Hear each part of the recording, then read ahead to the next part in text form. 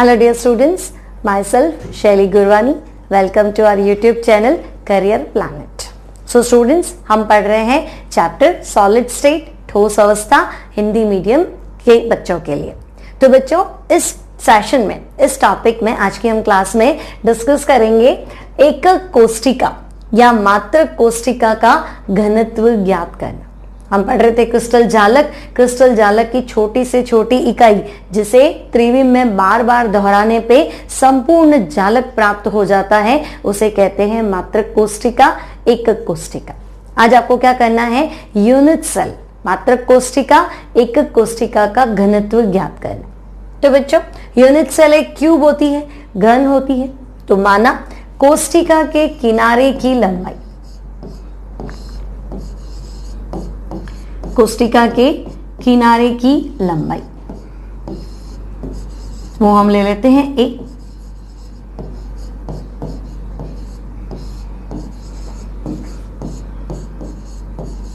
तो लेंथ जो है वो हमने ले ली स्मॉल ए। अब कोष्ठिका क्या है, क्यूब है, घन है। तो घन का आयतन कितना होता है, भुजा क्यूब या साइड क्यूब, एच क्यूब। तो हम कहेंगे किनारे की लंबाई मतलब भुजा, तो भुजा क्यूब है ना, पावर 3। तो हम कहेंगे कोष्ठिका का आयतन, वॉल्यूम ऑफ यूनिट सेल, कोष्ठिका का आयतन। तो वॉल्यूम हमने ले लिया ए क्यूब। अब बच्चों, घन में परमाणु कितने हैं, तो हम कहेंगे घन कौन सी घनीय कोष्ठिका है, क्या वो बीसीसी है। तो बीसीसी में effective number of atom Z कितना होता है, 2। एफसीसी है तो 4, सिंपल क्यूबिक है तो 1 ही होता है, और ईसीसी है तो वापस 2। तो घन में जो परमाणु की संख्या है वो हम मान लेते हैं Z। तो घन में परमाणुओं की संख्या, कौन सा घन है वो क्लियर नहीं है तो Z लिख देते, परमाणुओं की संख्या। अच्छा, घन मतलब कोष्ठिका है ना,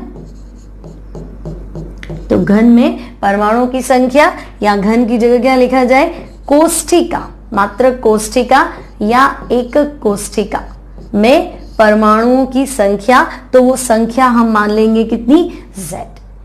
अब बच्चों, जो आपका यूनिट सेल है, जो पूरा स्पेस लैटिस है, वो पर्टिकुलर एक एटम का होगा। जैसे अगर मैं कहूं कि गोल्ड का लैटिस है या सिल्वर का लैटिस है या कॉपर का लैटिस है, तो जालक की जो कोष्ठिका है वो भी उसी परमाणु की होगी। तो अगर कॉपर है तो परमाणु भार कॉपर का लेना पड़ेगा, गोल्ड है तो गोल्ड का लेना पड़ेगा, सिल्वर है तो सिल्वर का लेना पड़ेगा। तो कोष्ठिका जिस परमाणु से बनी है उस परमाणु का परमाणु भार, तो हम कहेंगे कोष्ठिका या जो जालक है ना, कोष्ठिका के परमाणु। ठीक है। अब मान लो धातु नहीं है और कोई आयनिक कंपाउंड की कोष्ठिका है तो अणुभार ले लेंगे कैपिटल M, और परमाणु है तो परमाणु भार ले लेंगे, तो M से ही दर्शा रहे। तो कोष्ठिका के परमाणु या अणु का अणुभार बताएं, तो वो हम कहेंगे अणुभार तो हो गया कैपिटल M। ठीक है। लेकिन जो अणुभार होता है वो एक परमाणु का भार नहीं होता है, वो क्या होता है, एक मूल परमाणु का एक मूल परमाणुओं का भार होता है। लेकिन मुझे तो कोष्ठिका में एटम पता है भाई, Z 2 एटम है, 4 है, 1 है, तो फिर मुझे एक परमाणु का भार चाहिए। फिर जितने भी हमारे पास होंगे हम उसको मल्टीप्लाई कर देंगे। तो परमाणु भार या अणु भार क्या होता है, एक मूल परमाणुओं का भार। हमें किसका चाहिए, एक परमाणु का भार। तो जब भी आपको किसी तत्व का, किसी पदार्थ के एक परमाणु का भार ज्ञात करना हो तो अणु भार को डिवाइड कर दो एवोगैड्रो संख्या से। तो हम कहेंगे कि भाई ये तो जो आपका परमाणु है या अणु है उसका अणु भार हमने ले लिया M। अब हम कहेंगे एक परमाणु, अगर परमाणु है तो हम परमाणु ले लेंगे और अणु है तो अणु ले लेंगे। तो एक परमाणु या अणु का भार, तो वो हम कह देंगे क्या हो जाएगा, capital M divided bye Na। ठीक है। लेकिन हमारे पास परमाणु कितने हैं, Z है, तो Z परमाणुओं का भार, अतः कोष्ठिका में परमाणु Z है तो Z परमाणु, और अगर अणु है तो अणु, उसमें कंफ्यूज नहीं होना है आपको, Z परमाणु का भार। तो एक का कितना था, तो हमने कहा capital M divided bye Na, तो Z परमाणुओं का भार कितना हो जाएगा, तो हम कह देंगे Z into M divided bye Na। Clear बच्चों, तो ये तो आ गया हमारे पास Z परमाणुओं का भार। अब घन का आयतन कितना है, तो आयतन है A³ समीकरण 1 और इसे हमने दे दिया समीकरण 2। अब कोष्ठिका का घनत्व, यूनिट सेल की डेंसिटी, कोष्ठिका यूनिट सेल का घनत्व, तो डेंसिटी क्या होती है, मास अपॉन वॉल्यूम, यानी कि द्रव्यमान अपॉन आयतन। तो कोष्ठिका का घनत्व, तो कोष्ठिका में कितने एटम्स हैं, Z, तो Z एटम्स का भार डिवाइडेड बाय कोष्ठिका का वॉल्यूम यानी कि A³। तो जब आप डेंसिटी का फॉर्मूला बनाएंगे तो द्रव्यमान यानी कि भार कितना आ गया, Z into M divided bye Na, और आयतन कितना था, A³, तो Z into M upon A³ into Na। क्या है ये, तो ये है मात्रक कोष्ठिका, क्रिस्टल झलक की मात्रक कोष्ठिका या एकक कोष्ठिका के घनत्व का सूत्र। ठीक है, तो जहां पे D क्या है, तो हम कहेंगे D है डेंसिटी, कोष्ठिका का घनत्व। Z क्या है, तो हम कहेंगे Z कौन सी कोष्ठिका है, BCC है, FCC है, उसके अकॉर्डिंग कोष्ठिका में परमाणुओं की संख्या, number of effective number of atoms in unit cell, कोष्ठिका में परमाणुओं की संख्या। और क्या पूछा है, A, तो हमने लिखा था A क्या है, घन के किनारे की लंबाई, घन के किनारे की लंबाई A³ कर दिया तो वॉल्यूम आ गया। और कैपिटल M क्या है, तो हम कहेंगे M जो है वो जिस अणु या परमाणु से घन बना है, कोष्ठिका बनी है, उसका अणुभार या परमाणु भार। और Na क्या है, तो हम कहेंगे Na है एवोगाड्रो संख्या, एवोगाड्रो नंबर, एवोगाड्रो संख्या। और एवोगाड्रो नंबर कितना होता है बच्चों, तो एवोगाड्रो नंबर होता है 6.02 इंटू 10 की पावर 23। तो ये है मात्रक कोष्ठिका के घनत्व का फॉर्मूला। कैसे याद रखोगे, density equals to Z into M divided by A³ into Na। अब हमने कोष्ठिका का घनत्व निकालने का फॉर्मूला सीख दिया। फॉर्मूला याद रखोगे आप, density equals to Z into M upon A³ into Na। अब हम इस पे बेस्ड प्रॉब्लम सॉल्व करते हैं बच्चों। फर्स्ट प्रॉब्लम है आपके पास, सिल्वर परमाणु घनीय निबिड संकुलन दर्शाता है तथा एक्स किरण अध्ययन द्वारा इसकी कोष्ठिका के किनारे की लंबाई 408.6 पिकोमीटर प्राप्त हुई है। तो सिल्वर का घनत्व ज्ञात कीजिए, डेंसिटी। तो बच्चों देखो, सिल्वर परमाणु भार दे रखा है 107.8, सिल्वर परमाणु घनीय निबिड संकुलन। अब ये जो घनीय निबिड संकुलन है ये है CCP, क्यूबिक क्लोज पैकिंग। अब CCP तो आपने अभी तक पढ़ा नहीं, तो CCP एक त्रिविम जालक की पैकिंग है, 3D अरेंजमेंट जो है वो है CCP, जिसे हम आगे आने वाली क्लासेस में डिस्कस करेंगे। अब CCP तो हो गया पूरा त्रिविम आकाश में अरेंजमेंट, है ना, पूरे त्रिविम आकाश में ठोस गोलों की व्यवस्था। और जब हम एक कोष्ठिका काटेंगे तो जो कोष्ठिका निकलेगी वो निकलेगी FCC। तो आपको ध्यान होना चाहिए कि CCP तो है पूरा 3D का अरेंजमेंट, और जब एक यूनिट सेल काटेंगे तो वो यूनिट सेल क्या होगी, FCC। तो अगर CCP कहा है, CCP बोला है, मतलब यूनिट सेल कोष्ठिका क्या है, FCC। उसमें आपको घबराना नहीं है, CCP तो हमने पढ़ा ही नहीं, दोनों एक ही चीज है। तो हम कहेंगे ठीक है कि ZCCP यानी कि ZFCC। अब ZFCC हमें क्लियर है, FCC में कण कहाँ होते हैं, 8 कोनों पे 8, योगदान 1/8, 6 फलक पे 6, योगदान 1/2। तो 1 + 3 = 4। तो FCC में परमाणुओं की संख्या होती है 4, तो CCP हो गया 4। नाउ कोष्ठिका के किनारे की लंबाई, तो किनारे की लंबाई है A। अब A कितना है, 408.6 पिकोमीटर। आपको क्या करना है, सेंटीमीटर में कन्वर्ट करना है। अब बच्चों एक पिकोमीटर जो है वो होता है 10 की पावर -12 मीटर, और सेंटीमीटर में करोगे तो 100 से मल्टीप्लाई कर दो, है ना। एक मीटर में 100 सेंटीमीटर होते हैं, तो 10 की पावर -10 सेंटीमीटर। तो 408.6 पिकोमीटर, और सेंटीमीटर में कन्वर्ट करो तो 408.6 इंटू 10 की पावर -10 सेंटीमीटर। तो Z आ गया, A आ गया, और क्या दे रखा है, परमाणु भार दे रखा है 107.8। ये आपके पास हो गया कैपिटल M। और Avogadro number N, Avogadro number तो हमें पता ही है 6.02 इंटू 10 टू दी पावर 23। अब आपको फाइंड क्या करना है, डेंसिटी फाइंड करनी है। तो फॉर्मूला लगाओ, density equals to Z into M divided by A cube into N। ये हमारी डेंसिटी का फॉर्मूला है। Now density equals to Z, तो Z कितना है 4, तो वैल्यू रख दो 4। M कितना है, मोलर मास कितना है 107.8, तो ये वैल्यू रख दो 107.8।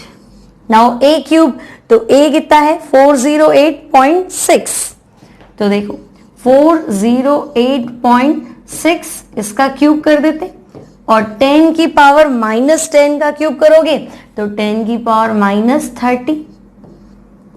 और एवोगैड्रो नंबर Na की संख्या, तो Na कितना है 6.02 इंटू 10 टू दी पावर 23, तो Na भी डाल देते हैं यहाँ पे 6.02 इंटू 10 टू दी पावर 23। तो बच्चों इसको सॉल्व करो, density equals to Z into M A cube upon Na। तो जब तुम इसको सॉल्व करोगे तो फाइनल आंसर जो है वो मिलेगा तुम्हें 10.5 ग्राम प्रति सेंटीमीटर क्यूब। सॉल्व तो आपको करना पड़ेगा, थोड़ी सी बड़ी कैलकुलेशन है, एग्जाम में थोड़ा सिंपल कैलकुलेशन आएगा, तो आपको आंसर निकालना है, आंसर आप निकाल लेंगे, कोई बड़ी बात नहीं है। तो डेंसिटी इक्वल्स टू 10.5 ग्राम पर सेंटीमीटर क्यूब।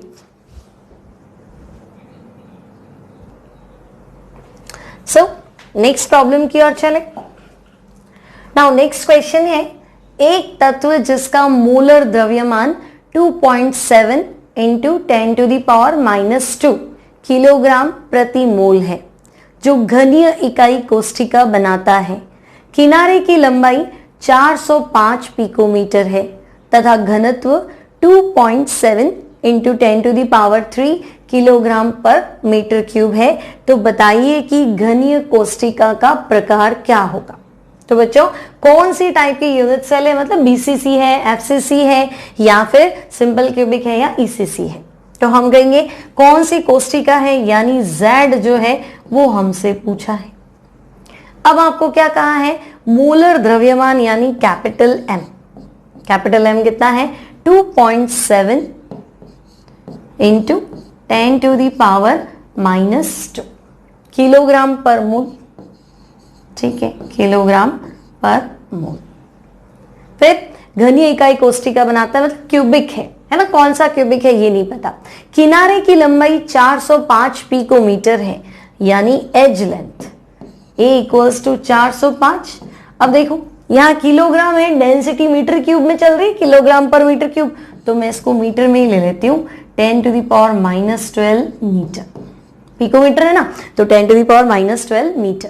अब डेंसिटी घनत्व, तो घनत्व है 2.7 इंटू 10 टू दी पावर 3, और वैल्यू कितना है kilogram per metre cube.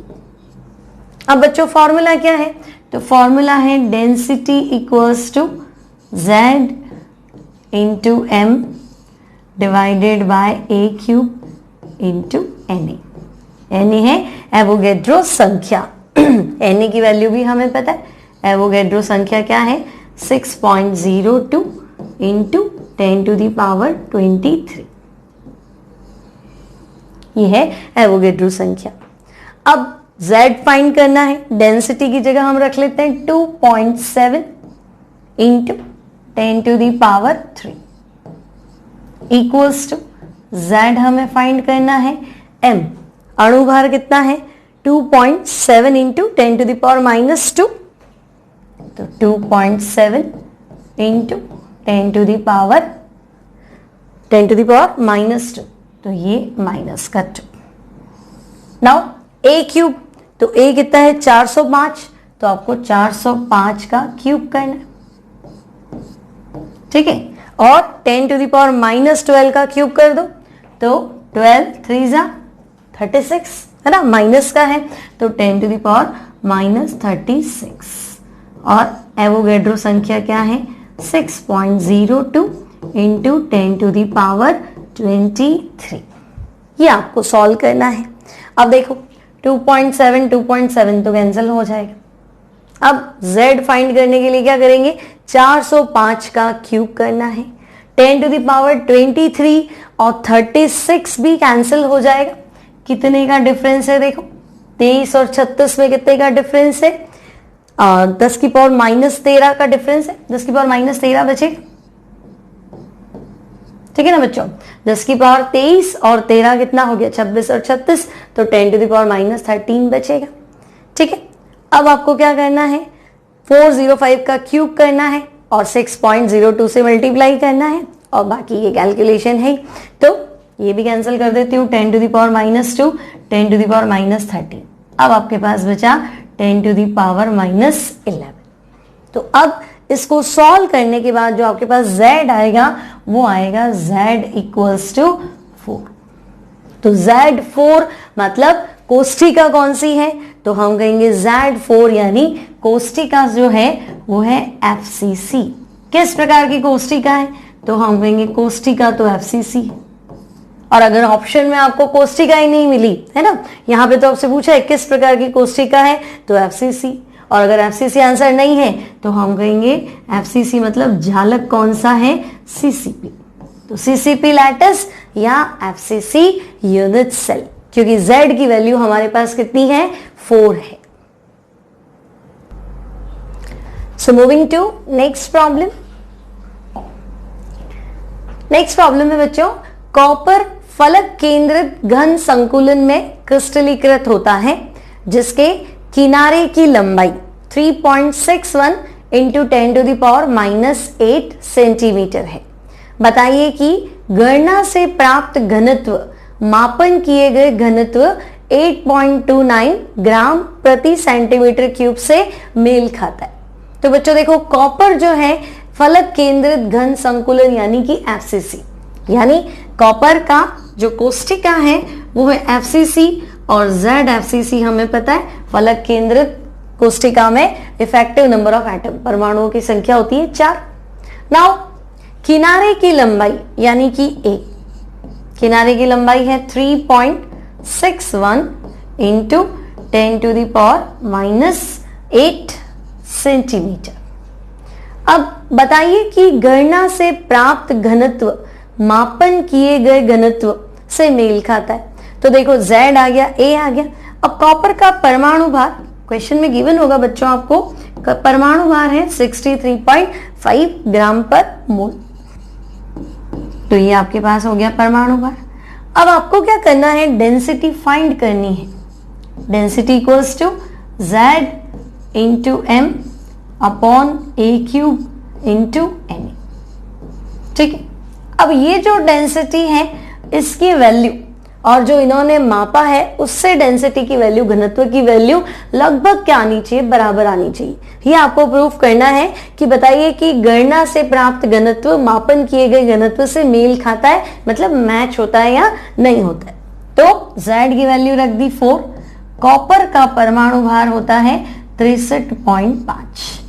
A तो डेंसिटी हम ग्राम पर सेंटीमीटर क्यूब में ही निकालेंगे, तो A को मैंने सेंटीमीटर में रहने दिया, तो 3.61 का क्यूब कर देते हैं और 10 की पावर माइनस 8 का क्यूब कितना हो जाएगा 8 3 जा 24, तो 10 की पावर माइनस 24। और Na क्या है एवोगैड्रो संख्या, तो 6.02 इंटू 10 की पावर 23, तो 23 24 कैंसिल हो गया, 10 टू द पावर क्या है -1। अब आप इसको सॉल्व करो तो डेंसिटी जो आएगी बच्चों वो लगभग आ जाएगी 8.9 ग्राम पर सेंटीमीटर क्यूब। अप्रोक्सीमेट जो आंसर आएगा दैट शुड बी 8.9 ग्राम पर सेंटीमीटर क्यूब। तो आप क्या देख रहे हैं कि जो हमने डेंसिटी प्राप्त की है और जो क्वेश्चन में डेंसिटी दी है उनकी वैल्यू लगभग क्या है, समान है। तो हम कहेंगे कि लगभग समान होने के कारण डेंसिटी की वैल्यू है ना d लिख देते हैं, d लगभग समान होने के कारण मापन घनत्व से मेल खाता है। ठीक है, अप्रोक्सीमेटली सेम है इसलिए मैच होता है। तो इस तरह का क्वेश्चन है जिसमें बहुत कुछ फाइंड करना भी है और नहीं भी करना है, क्योंकि आपको बताना है कि आपका आंसर क्वेश्चन में दिए गए आंसर से मैच है या नहीं है। अब स्टूडेंट्स नेक्स्ट क्वेश्चन है, एक तत्व की एकक कोष्ठिका की संरचना अंतः केंद्रित घन यानी कि BCC है तथा एकक कोष्ठिका के किनारे की लंबाई 288 पिकोमीटर है तथा घनत्व 7.2 ग्राम पर सेंटीमीटर क्यूब है।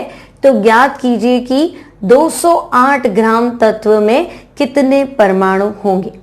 तो अब बच्चों तत्व का जो भार दिया हुआ है वो है 208 ग्राम, घनत्व दे रखा है 7.2, तो हम 208 ग्राम तत्व का आयतन ज्ञात कर सकते हैं। घनत्व का फॉर्मूला क्या है, या पहले वैल्यू देख लेते हैं। देखो एकक कोष्ठिका के किनारे की लंबाई 288 पिकोमीटर। अब डेंसिटी आपकी सेंटीमीटर क्यूब में चल रही है, ग्राम पर सेंटीमीटर क्यूब, तो ये हो गया 10 की पावर -10 सेंटीमीटर। डेंसिटी है हमारे पास 7.2 ग्राम पर सेंटीमीटर क्यूब और जो भार दे रखा है हमें स्मॉल m ले लेते हैं, भार वो है 208 ग्राम। ठीक है, अब दो तरीके सॉल्व करने के, सिंपल तरीके से सॉल्व कर लेते हैं। चलो सबसे पहले a दिया हुआ है तो हम क्या करते हैं, मात्रक कोष्ठिका का आयतन, एक कोष्ठिका है ना मात्रक कोष्ठिका यानी एक कोष्ठिका 1 यूनिट सेल का वॉल्यूम आयतन फाइंड कर लेते हैं। तो बच्चों मात्रक कोष्ठिका का आयतन क्या होता है, a क्यूब, तो मैंने लिख दिया a क्यूब। अब a की वैल्यू कितनी है 288 इंटू 10 टू द पावर -10, तो वॉल्यूम लिख देते हैं हम a cube equals to 288 into 10 to the power -10 का क्यूब। तो ये हो जाएगा 288 का क्यूब, थोड़ी सी डिफिकल्ट जरूर रहेगी कैलकुलेशन, और 10 टू द पावर -10 को क्या लिख दूं 10 to the power -30 centimetre cube. ये तो हो गया एक कोष्ठिका का आयतन। अब जो 208 ग्राम तत्व दिया है आपको ना, एक टुकड़ा दे दिया, तो उस टुकड़े का भार कितना है 208 ग्राम, तो उस टुकड़े का आयतन निकाल लेते। तो हम क्या करते, फॉर्मूला लगा लेते, घनत्व इक्वल्स टू क्या है, द्रव्यमान अपॉन आयतन। ठीक है, तो घनत्व हो गया द्रव्यमान अपॉन आयतन। ठीक है, तो आयतन कितने ग्राम का, तो 208 ग्राम परमाणु है ना, तो 208 ग्राम जो भार है, तो 208 ग्राम भार वाले तत्व का आयतन निकाल लेते हैं। तत्व का आयतन, तो आयतन क्या हो जाएगा, द्रव्यमान अपॉन घनत्व, मास अपॉन डेंसिटी। ठीक है, तो द्रव्यमान डिवाइडेड बाय घनत्व। अब द्रव्यमान जो है वो है 208 ग्राम और डेंसिटी जो थी वो थी 7.2 ग्राम पर सेंटीमीटर क्यूब, तो डेंसिटी हो गई 7.2। ठीक है, और आयतन जो आएगा वो आएगा सेंटीमीटर क्यूब, क्योंकि ग्राम अपॉन ग्राम पर सेंटीमीटर क्यूब, ग्राम ग्राम कैंसिल हो गया। नाउ देखो ये आपको 208 ग्राम का एक पीस है ना, एक टुकड़ा लाके दे दिया, ये लो टुकड़ा है धातु का, इसका भार 208 ग्राम है, डेंसिटी आपको दे दी, तो इस टुकड़े का आपने क्या किया, आयतन निकाल दिया, और वो आयतन ये है। अब इस टुकड़े में बहुत सारी कोष्ठिकाएं हैं, तो एक कोष्ठिका का आयतन तो आपको पता ही है, जो हमने निकाला था, एक कोष्ठिका का आयतन यानी a क्यूब। तो अगर मैं टोटल वॉल्यूम में कुल आयतन में एक सेल का भाग दे दूंगी, है ना, एक कोष्ठिका के वॉल्यूम को क्या कर दूंगी, डिवाइड कर दूंगी, तो कोष्ठिकाओं की संख्या आ जाएगी। तो हम क्या करेंगे, कोष्ठिकाओं की संख्या इक्वल्स टू, तो कोष्ठिकाओं की संख्या, कोष्ठिकाओं की संख्या क्या होगी, तो हम कहेंगे कुल आयतन या पूरे जो टुकड़े का आयतन अपॉन एक कोष्ठिका का आयतन, तो कुल आयतन divided by volume of one unit cell, एक कोष्ठिका का आयतन।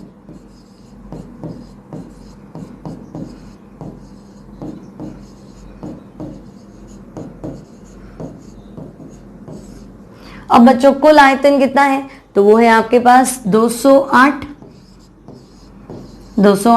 डिवाइडेड बाय क्या है 7.2, और एक कोष्ठिका का आयतन कितना था, 288 का क्यूब था, 288 का cube into 10 to the power -30, तो 288 का क्यूब और 10 टू द पावर -30 ऊपर आ जाएगा, तो क्या हो जाएगा 10 टू द पावर प्लस का 30।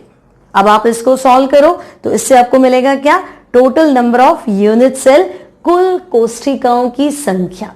अब ये सॉल्व करोगे तो आपके पास आंसर आएगा 12.08 into 10 to the power 23 unit cells, यानी इतनी कोष्ठिकाएं जो हैं वो 208 ग्राम के टुकड़े में होंगी।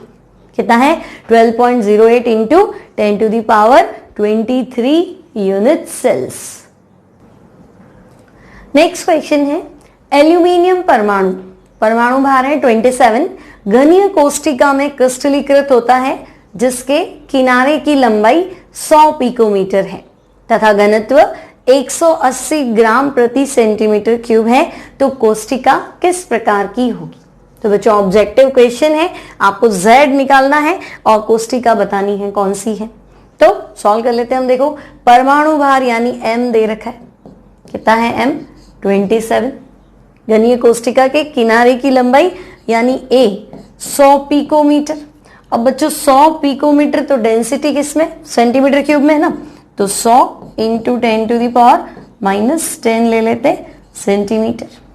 डेंसिटी हो गया 180 ग्राम पर सेंटीमीटर क्यूब, और एवोगेड्रो नंबर Na। तो देखो सिंपल नंबर में आंसर लाने के लिए मैं इसको 6 लिख देती हूँ, 6 इंटू 10 टू द पावर 23। अब डेंसिटी का फॉर्मूला आपको याद हो चुका है, density equals to Z into M upon A cube into Na। ठीक है, तो कंपटीशन में कैलकुलेशन इजी रहती है, ऐसी कैलकुलेशन नहीं देगा आप 10 मिनट कैलकुलेट ही करते रहो, है ना, तब आंसर नहीं आएगा, तो क्वेश्चन बहुत ज्यादा मतलब टाइम लग जाएगा, तो इतना टाइम होता ही नहीं है हमारे पास, तो सिंपल कैलकुलेशन वाले क्वेश्चन आपको मिलेंगे। सो डेंसिटी यहाँ पे है देखो 180, तो मैंने यहाँ प्लेस कर दिया 180। Z तो फाइंड करना है, कौन सी कोष्ठिका है, M कितना है 27, तो ये कर दिया हमने 27। अब A कितना है 100 इंटू 10 की पावर -10, ठीक है, तो 100 इंटू 10 टू द पावर -10 का क्यूब कर देते हैं, और एवोगेड्रो नंबर कितना है 6 इंटू 10 टू द पावर 23। ठीक है, अब इसको काट लो, 3 से काट दे, 3 2 6, 3 9 27। अब 9 और 180 काट ले, 9 1 9, 9 2 18, तो ये 20 हो गया। ठीक है, अब Z फाइंड करना है, तो देखो Z इक्वल्स टू, यहाँ क्या है 20, तो 20, यहाँ क्या आया 2 इंटू 10 टू द पावर 23, तो 2 इंटू 10 टू द पावर 23। और क्या चल रहा है 100 इंटू 10 टू द पावर -10 की पावर 3, तो देखो 10 टू द पावर -10 और 100 कितना बचा, 10 टू द पावर -8 है ना, 10 टू द पावर -10 और 100 कट जाएगा ना, तो कितना रहेगा 10 टू द पावर -8 और इसका क्यूब कर दोगे तो 24, तो 10 टू द पावर -24 ले आते हैं हम यहाँ पे, 10 टू द पावर -24, 10 की पावर माइनस का 24। ठीक है, अब देखो ये 10 टू द पावर 23 और 10 टू द पावर 24 और माइनस का 24 कैंसिल हो गया, तो z आया 4 और z4। देखो सिंपल क्यूबिक का z कितना होता है, तो हमें पता है z1 होता है। BCC का z कितना होता है, तो BCC का z2 होता है। FCC का z कितना होता है, 4। और HCP आपका क्या है, लैटिस अरेंजमेंट है, तो इसका z नहीं है हमारे पास, तो हम कहेंगे z इक्वल्स टू कितना है 4, क्योंकि ये कोष्टिका नहीं है ना, मात्रक कोष्टिका आपकी FCC है, तो आंसर हो जाएगा z इक्वल्स टू 4, यानी कोष्टिका हो जाएगी FCC। अब नेक्स्ट क्वेश्चन है हमारे पास, एक धातु दो गणीय जाल को FCC तथा BCC में क्रिस्टलीकृत होता है तथा इनके किनारे की लंबाई क्रमशः 3.5 व 3 एंगस्ट्रॉम है, तो FCC व BCC जालकों के घनत्व का अनुपात होगा। तो बच्चों धातु तो एक ही है, मतलब परमाणु भार तो सेम रहेगा। जैसे मान लो अगर मैं कहूँ धातु X है, गोल्ड है, सिल्वर है, तो एक बार उसने लैटिस बनाया FCC, दूसरी बार लैटिस क्या बनाया BCC, तो धातु एक है तो M जो है कैपिटल M वो तो सेम रहेगा। चेंज क्या होगा, तो FCC और BCC में Z चेंज हो जाएगा। अब किनारे की लंबाई भी अलग अलग है तो A भी चेंज हो जाएगा। और फाइंड क्या करना है, FCC व BCC जालक के घनत्व का अनुपात। तो देखो एक बार तो जालक बनाता है FCC, एक बार जालक बना लेता है BCC। अब Z FCC की बात करें तो Z FCC होता है 4, है ना, और Z BCC तो Z BCC होता है 2। नाउ एज लेंथ, किनारे की लंबाई, तो देखो जब FCC में क्रिस्टलीकृत होता है तो किनारे की लंबाई है 3.5 एंगस्ट्रॉम। अब अनुपात निकालना है ना, तो कन्वर्ट करने से कोई फायदा नहीं है ना, रेशियो ही निकालना है, तो एंगस्ट्रॉम हो जाए सेंटीमीटर कट जाएगा। और BCC, तो जब BCC में क्रिस्टलीकृत होता है तो किनारे की लंबाई कितनी है, 3 एंगस्ट्रॉम। ठीक है, अब फाइंड क्या करना है, तो हमें density of FCC divided by density of BCC का रेशियो फाइंड करना है। ठीक है, अब बच्चों डेंसिटी ऑफ FCC की बात करूं तो देखो डेंसिटी ऑफ FCC फॉर्मूला क्या लगेगा, Z FCC Z into M upon A cube, लेकिन A इस बार किसका आएगा, FCC डिवाइडेड बाय N। ठीक है, अब इसी के नीचे मैं लिख देती हूँ डेंसिटी ऑफ BCC, तो फिर से डिवाइड कर दो, क्या हो जाएगा इस बार Z BCC into M upon A cube, लेकिन A क्यूब किसका रखना है, BCC इंटू N। अब क्या होगा, तो हम कहेंगे क्या कैंसिल हो गया, M तो कैंसिल हो गया, तो हमारे पास क्या आया, density of FCC upon density of BCC equals to Z FCC upon A cube FCC। और यहां क्या आ जाएगा, A क्यूब BCC ऊपर चला जाएगा, तो A cube BCC upon Z BCC। ठीक है, अब Z FCC कितना है 4 और A कितना है, A FCC कितना है 3.5, तो ये हो गया 3.5 का क्यूब इंटू BCC की एज लेंथ कितनी है 3 एंगस्ट्रॉम, तो ये हो गया 3 का क्यूब और Z BCC कितना होता है 2, तो ये तो हो गया 2 और 3 3 9 9 3 27, तो हमारे पास आएगा 27 इंटू 4 डिवाइडेड बाय 3.5 का क्यूब, 42 के आसपास हो जाएगा, तो मैं लिख देती हूँ 3.5 का क्यूब। अब बच्चों सॉल्व तो तुम्हें करना है, सॉल्व करोगे तो जो रेशियो आएगा दैट विल बी 1.259, तो हमारा आंसर हो जाएगा 1.25। दोनों डेंसिटी के रेशियो का जो आंसर है दैट विल बी, यहां लिख देती हूं मैं, density of FCC divided by density of BCC will be 1.259 हमारा फाइनल आंसर होगा।